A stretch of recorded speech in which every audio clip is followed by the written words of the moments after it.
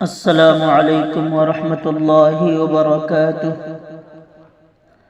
الحمد للہ وحدہ والصلاة والسلام علی من لا نبی بعدہ۔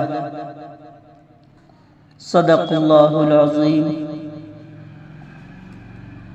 رسول خدا حضرت محمد مصطفیٰ صلی اللہ علیہ وسلم کا فرمان ہے کہ جو کوئی سورہ حشر کی آخری 3 آیتیں صبح و شام یعنی صبح کی نماز کے بعد اور مغرب کی نماز کے بعد پڑھ لیا کرے تو 70,000 فرشتے صبح سے شام تک اور 70,000 فرشتے شام سے صبح تک اس کی بخشش کے لیے دعا کرتے ہیں۔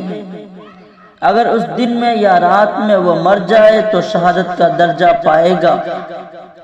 وہ آیتیں یہ ہیں، پہلے 3 بار اعوذ باللہ السمیع العلیم من الشیطان الرجیم پڑھیں، پھر ایک بار یہ آیت پڑھیں، هو اللہ الذی لا الہ الا هو عالم الغیب والشہادہ هو الرحمن الرحیم هو اللہ الذی لا الہ الا هو الملک القدوس السلام المؤمن المہیمن العزیز الجبار المتکبر سبحان اللہ عما یشرکون هو اللہ الخالق البارئ المصور له الاسماء الحسنى يسبح له ما في السماوات والارض